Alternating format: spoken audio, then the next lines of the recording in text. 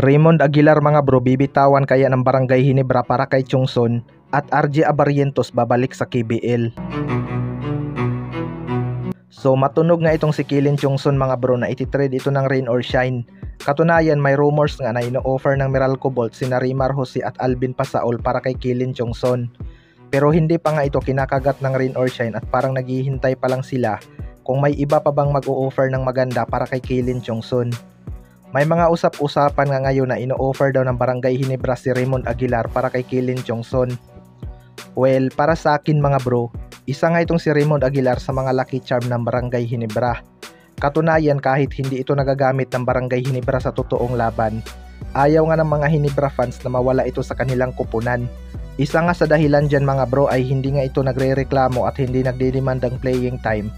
Okay nga lang sa kanya kahit nakakapaglaro lang siya sa garbage time. Dahil nakikita naman ng mga fans na malaki ang naitutulong nito sa kanilang practice game.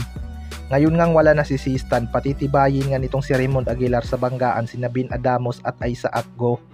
Kaya malabo pa sa sabaw ng pusit na bitawan ng Barangay Ginebra itong si Raymond Aguilar. Panigurado marami talagang fans ng Barangay Ginebra ang magwawala kapag binitawan nila ito dahil malaki nga ang naitutulong nito sa kanilang practice game. Nakikipagpalitan talaga ito ng mukha. Sa kabilang banda naman mga bro, RJ Abarrientos babalik kaya sa KBL? Ito ngang si RJ Abarrientos ay napakaganda ng pinapakitang performance ngayon sa strong group mga bro. Sigurado kung nakikita ng kanyang former KBL team ang kanyang performance, siguradong nanghihinayang talaga ang mga ito dahil kita naman natin kung gaano kagaling mag-set ng mga play itong si RJ Abarrientos. Hindi naman siguro ito magiging rookie of the year kung hindi ito magaling.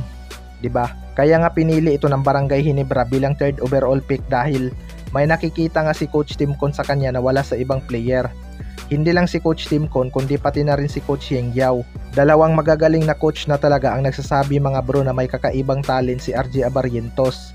Pero may mga usap-usapan nga ngayon na babalik daw sa KBL itong si RJ Abarrientos dahil may mga nag-o-offer na daw ulit sa kanya. Well, para sa akin mga bro, malayo talaga ang agwat ng sahod ng isang rookie sa PBA kumpara sa ibang bansa. Pero nasa poder naman ng SMC Group itong si RJ Abarrientos, kaya hindi naman siguro magiging issue sa kanyang sahod. Pero kung kakagat si RJ Abarrientos sa offer ng ibang bansa, bad news talaga ito para sa Barangay Ginebra. Pero kung titingnan nga ni RJ Abarrientos mga bro, mas magiging secure nga ang kanyang PBA career at di hamak na mas tatagal siya dito, lalo na at may talent naman ito. Kaya malabo pa sa sabaw ng pusit na babalik sa KBL itong si RJ Abarrientos. Kayo mga bro, ano masasabi nyo tungkol dito?